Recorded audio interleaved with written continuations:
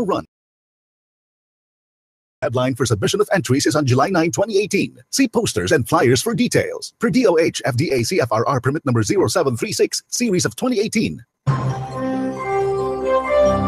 Ito ang DXDR 981 sa Dipolog, numero 1. Tatak RMN. Okay, niya na usab ang tulumanon nga giuluhan ang kahayag sa pagtuong Katoliko. Uban gihapon ni ining ubos ninyo nga lagad sa mong tulumanon, Silbert Dondoyano Sr. alias Veritas. Okay. Maayong adlaw sa Ginoo kanatong tanan. Okay, pizza 17, no? Pizza 17 sa bulan sa Hunyo, tuig 2018. Okay.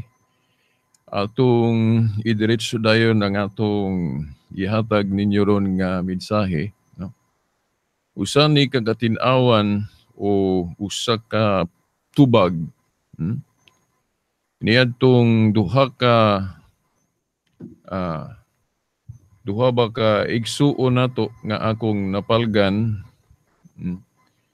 diya sa plaza. And niadto pa.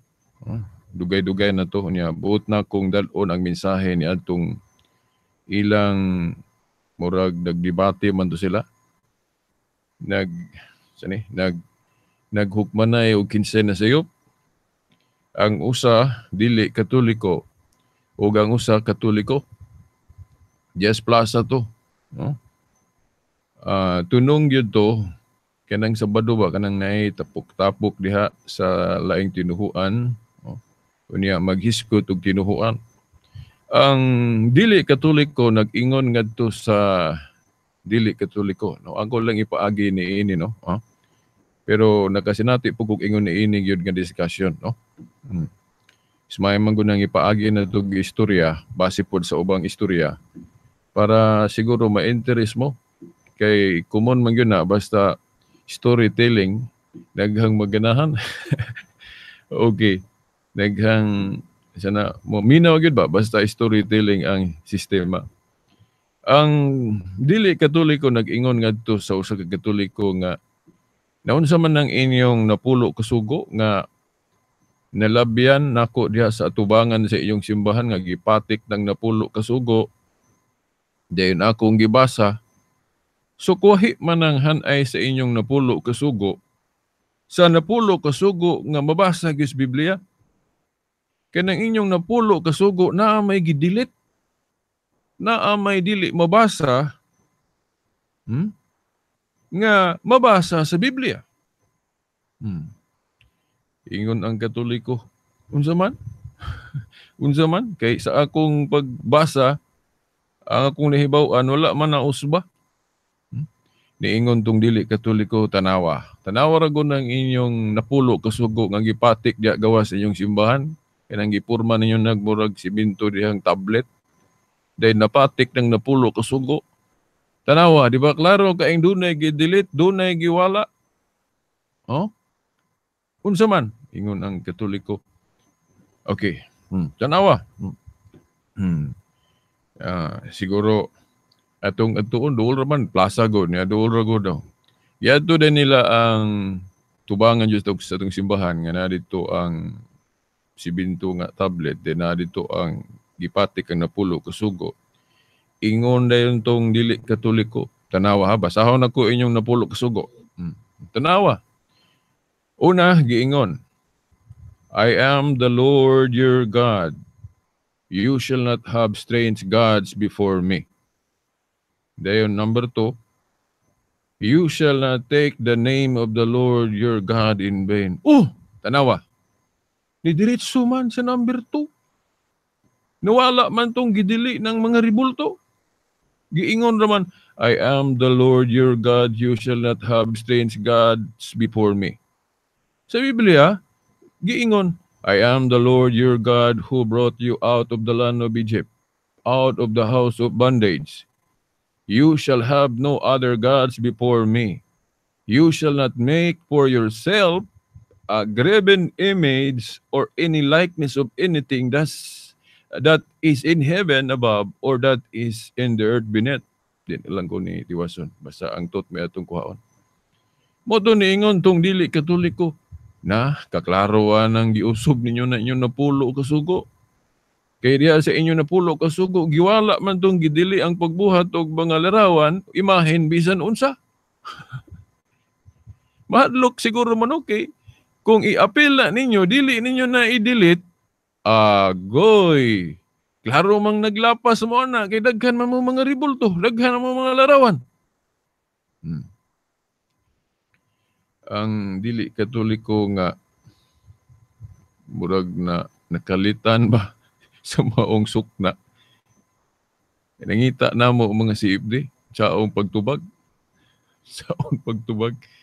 O kinangita na mga CFD ba nagpalaban? So, na pagtubag nga. Ito po, asa naman itong dili ribulto?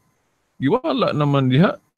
Tanawar ko ninyo na, tanawar ko na itong tablet diha sa tubangan simbahan. Di ba? Wala gituod. Wala gibutang ng gidili ng mga imahin. Dayon mo, buot pasabot ba nga, tanawa, gidilit, gituyo ninyo ng mga Katoliko kay mahadlok mo masakpan o mapamatud-an nga sa iyop ng inyong pagbaton o mga ribulto. Labi na ng inyong pagluhod-luhod at ubangag mga ribulto. Na, okay, ang CFD nga giduol atong Katoliko, nagpalaban sa CFD. Niingon ang CFD nga. Tanawar ko na. Siguro wala na nagbasa. Wala na nagbasa ng kuan. Kaya nang dili Katoliko nga imong nahibalag o di nagbasa og katekismo nga Katoliko. Kay kung nagbasa pa na, nahibalo na siya.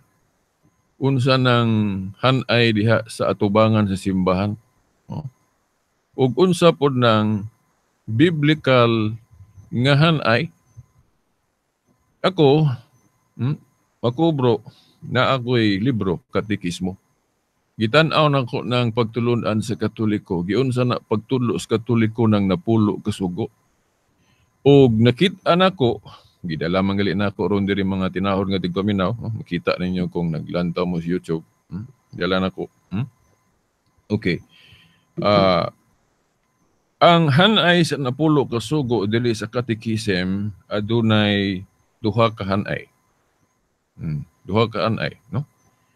Unang hanay kadtong detailed o kanang biblical. Kung tan-aw nato sa detailed biblical nga hanay, wala gyud gidili ng mga ribulto nga Dios. Oh, bisan pag tan-aw ninyo sa katekismo, taas ang detailed o biblical nga hanay apan kadtong naa sa kanang asa atubangan sa atong simbahan dili na kadtong biblical nga hanay. Summary, gi-summarize kay parang mamubo ba. Pero maura ang buot ipasabot. Nakuha ninyo. Kay diha gud kung mag-summarize gud ka, doon na gyud mga pulong nga mawala. Meaning dili na nimo makita pero ang mensahe naara gihapon ang gipasabot. Mao man ay summary, di ba? Ang gitawag na sa hanay og the traditional catechetical formula. Naaman diri Kanang hanay nga nawala tong gidili ng mga ribulto nga Dios pagbuhat. Sa hanay na diri sa right side, human sa detailed nga biblical nga hanay, diri sa tuo nga bahin, gipatik diri ang abbreviated. Kanang gimubo ba? Gimubo para summarize lagi. Gitawag na og a traditional catechetical formula. Now, unsaon man nato pagpamatuod nga dunan lagi giwala nga mga pulong kay gi-summarize man, gimubo man, pero maora ang gipasabot, maora ang tot. Okay, now timan iha nga sa biblical nga hanay nga detalye, giingon, I am the Lord your God who brought you out of the land of Egypt, out of the house of bondage. You shall have no other gods before me. Okay niya? Sa sumpay, giingon, you shall not make for yourself a graven image or any likeness of anything that is in heaven above, or that is in the earth beneath, or that is in the water under the earth. You shall not bow down to them or serve them. For I, the Lord your God, am a jealous God. Kung na lang diwason. So, ang tot lang yun. So, ang unang sugo, gahisgot nga, dili magbaton og laing Diyos. Then, gahisgot dayog mga ribulto, nga gibawal, ang tot, timan niya, kung kini ipakadiyos. Timan niya? So, ang napulo kasugo, ang unang sugo, gahisgot nga, bawal ang idolatry. Kana bang pagbaton og laing Diyos? Kana gong maghimo kag ribulto nga isipon nimo, imong tratahon, imong una-unaon nga Diyos na, maunay gidili sa unang sugo. Now, kanang paghimog larawan o ribulto, dayon himuong Diyos, musakay na naaning naa sa catechetical nga hanay kining abbreviated. Kining naa sa traditional catechetical formula nga gibubu ang mga pulong na giwala nga pulong, pero maora na sum up na nadana tanan. Unsa man kining giingon diri, I am the Lord your God. You shall not have strange gods before me. But pasabot, dili kuno magbaton og laing Dios gawas kaniya. So, naapil na diha, gi-implied na diha nga kung maghimo kag ribulto, isipon nimong Dios, nasupak nimo ang unang sugo. Actually, dili man ni kay ribulto lang. Bisan pag dili ribulto, bisan pag tao nga himuon nimong Dios kay dili man na tinuod Dios, mahimo gyud ang Dios pagbaton og laing Dios. Di ba? Sa matud pa sa usa ka professor nga Jesuit nga pare, niingon siya nga dili lang kay ribulto, bisan pag kanang imong bisyo. Oh? Kanang imong bisyo nga maghinubra, nga di nagali ka mo simba, nga nahimo na nimong number 1 ng imong bisyo, so nahimo na po nimong Diyos ng imong bisyo. Nahimo nimong idol. Pagbaton gihapon naglaing Diyos. Sumo na ang point diha. Wala na gidilit. Kay kanang sa catechetical formula, gimubo man na, kisamarized. Pero ang tot na gihapon. Di ba? Akong balikon. Klaro kayo. I am the Lord your God. You shall not have strange gods before me. Dili ka magbaton og laing Diyos gawas kanako. Dayon mo na din to sa detailed, sa biblical, giingon din, di ka maghimog ribulto, bisan unsa, dili ka muyukbo. But pasabot, kung magbaton ka ribulto, himuon imong Diyos, ang imong pagbati sa ribulto, Diyos, maunay paglapa sa unang sugo, pagbato ng laing Diyos. Dili kay, kung maghimog larawan, pagbato na day naglaing Diyos, di na mao. Kaya ang Diyos mismo gapahimog larawan. Ribulto, di ba? Una, no, naa sa Numeros, Kapitulo 21, tudling 4 ngadto sa 9, unsa may giingon sa Dios diha ngadto ni Moses. Iyang gisugo si Moses paghimog ribulto sa sirpinte o kanang ahas. Na, kung absoluto nga sabton nga kanang paghimog ribulto sayop pa ang Dios una may naghimog sayop. Naglapa sa iyang kaugalingong sugo nga naman. Kay nagpahimo man siya ribulto sa bitin. Numeros Kapitulo 21, versikulo 4 hangtod 9. So, wala lang masabti. I hope nga wa gituyo ba? No, honest mistake lang. Kaya kung gituyo, peligro sa moral philosophy. Lisod kay kasabton anang, lisod kay kapasailon anang tuyoon nimo ng kebulukang sayop na. No? Yung tuyuan ba? Pero honest mistake, now, matod pa sa moral philosophy, dili ka guilty. Kung wa nimo tuyuan, nasipyat lang ka ba? Wa nimo tuyuan. Sipyat lang kag pagsabot kay ang nagtudlo nimo kay nasipyat man pud. Mutang giingon sa Biblia nga ang buta mag-agak sa buta pareha silang mahulog sa kanal. Ingon na. So wala na gidelete, no?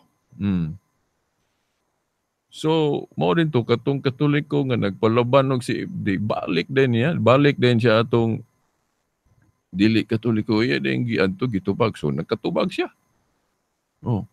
So giingnan niya, brod, kanang sa atubangan sa among simbahan, ang summary na, ang catechetical formula na nga gisummarize. So naagi mga pulo nga mawala, pero maura ang gipasabot.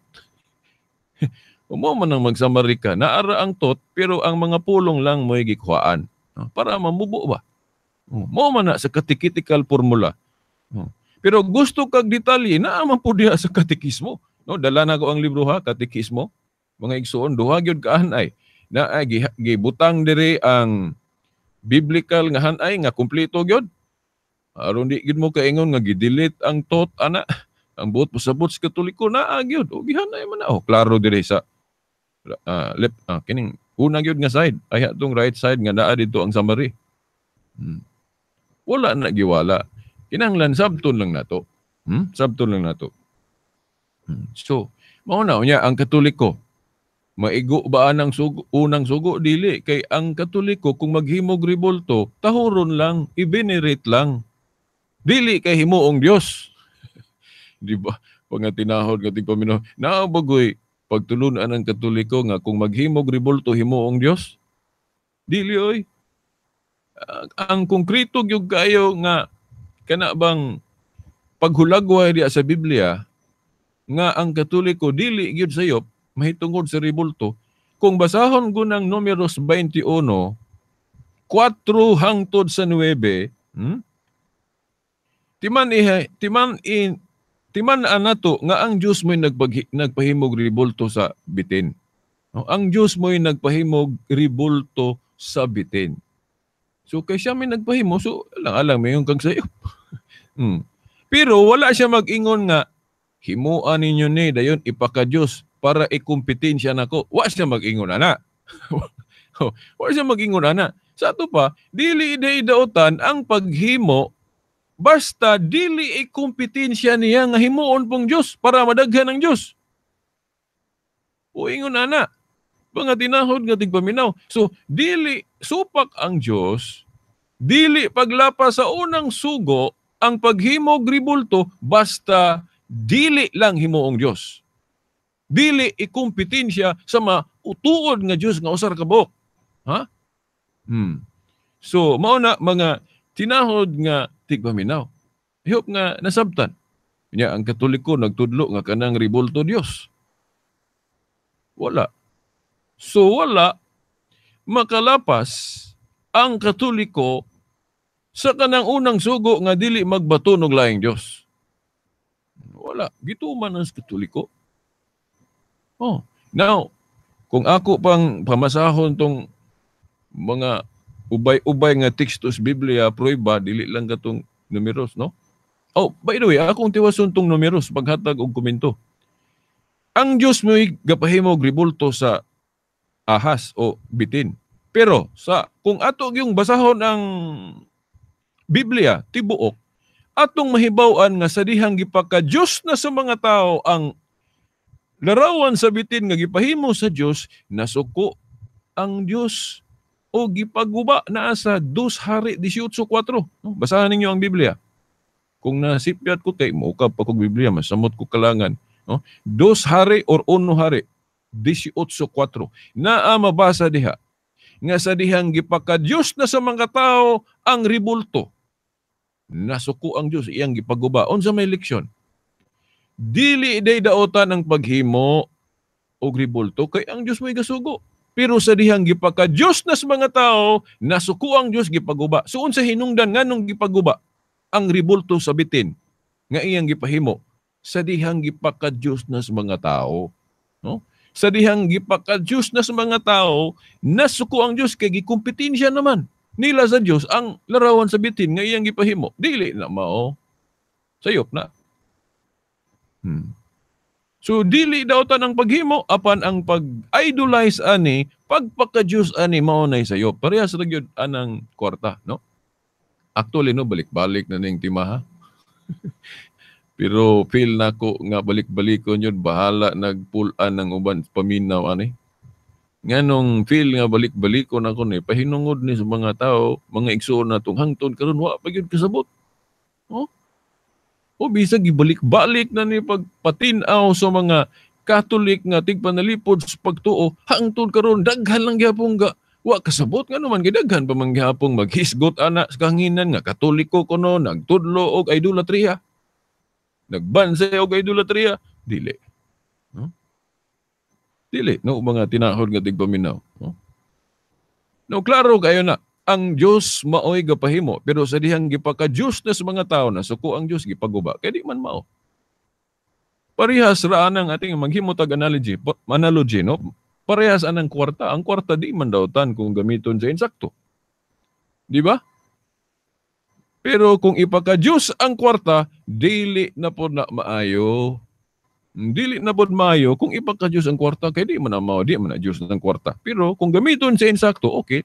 Kung itabang nimo, ipalit og makaon, ihalad nimo, itithes ba nimo, o ikapo para sa simbahan, dili na kuan. Dautan saan saktong paggamit pero kung ipaka-Diyos wa na ayo. So na by the wrong use of it. Sa sayop nga gamit sa ribulto o sa kwarta mao nay dili maayo. Gitulik ko wa gyud magtudlo nga himong Dios ng ribulto. Isipon lang ni nga dayan-dayan o simbolo na araba gyud na sa Salmo 74. Salmo 74, 1 hangtod sa 9, nga ang katawhan sa Diyos dunay mga balaang simbolo, wa na may laing gipasabot ana, mga ribulto naman na, uban ana, no? Ang prueba ana, basahan ragon ninyo, gihulagway pinaagig pananahon ang templo sa Diyos, na sa Ezekiel 41, Ezekiel 41, tudling 15 hangtod sa 20, nga ang templo sa Diyos, gihulagway nga naay ribulto sa anghel o kiruben, nya giklaro pa gyud unsay naong sa tao, napagay dagway sa usa ka leon. Isip mga dayan-dayan. Symbol of the presence of God. Dili daw ta nang paghimog ribulto basta himuon lang simbolo sa presensya sa Dios. Nya maingon sila, ngano man inyong ludhan-ludhan, nganong inyong mga halok-halukan, dili tanang pagluhod og paghalok pagpaka-Dios. Mahalok de kasi imong anak sa imong asawa, Dios na dayon imo nang imong anak ko kasawa dili oy. Depende na sa imong ginahuna o gibate. Kaming mga Katoliko tinuod nga nagyukbo-yukbo mig ribulto pero lahi among pasabot ana. Dili na latria nga simba ingon nga Dios, dulya na. Nga but pasabot ana veneration, no? Nainomdom mo sa akong gidiscuss ng kanang si tawag ana kanang gibug-aton anang pag-honor o pagyukbo sa Katoliko nga superlative degree na, high, higher, highest, dili na tupong ha. Parehas high pero dili na tupong. Mas taas ang highest, ubos-ubos ang higher, ubos lang ang high pero parehas high. Ingon na. Kanang yukbo sa mga Katoliko, sa mga santos, pinahinong, dili po na noon ni hunong sa ribulto. Ang gipahinungdan yun ana, ang gilarawanan ang mga santos. Di ba?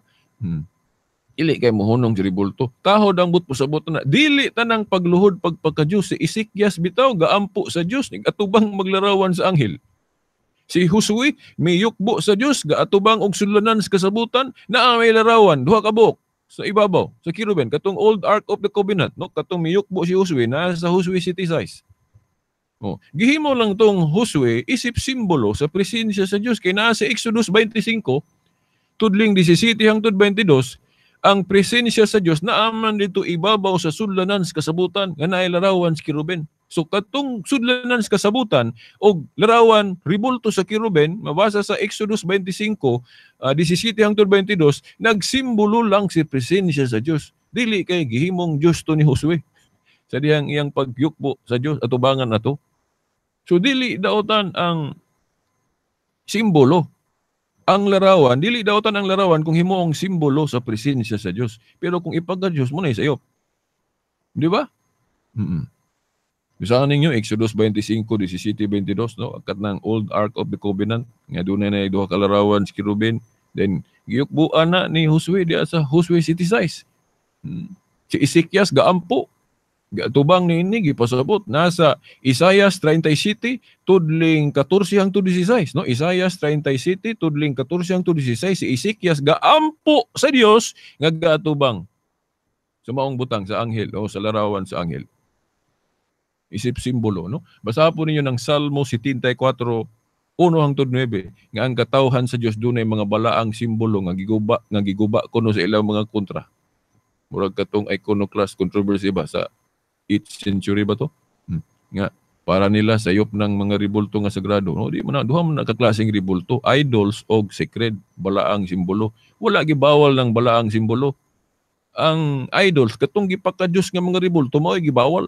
Nawa na ko igong panahon. Ato ning ipadayon no sa sunod Domingo po. Ayaw pod kalimot basin makaapil ta sa sangkaon ni alauna o kung dili siguraduhon nato nga makaapil ta sa programa gyud sa grupo sa CFD karong alas 8 gabi. At ang ninyo. So hangtod sunod Domingo pohon samang oras ug istasyon. Sa ngalan sa Amahan, sa Anak, sa Espiritu Santo. Amen. DXDR Tatak RMN. I'm getting ready. Gagaling ng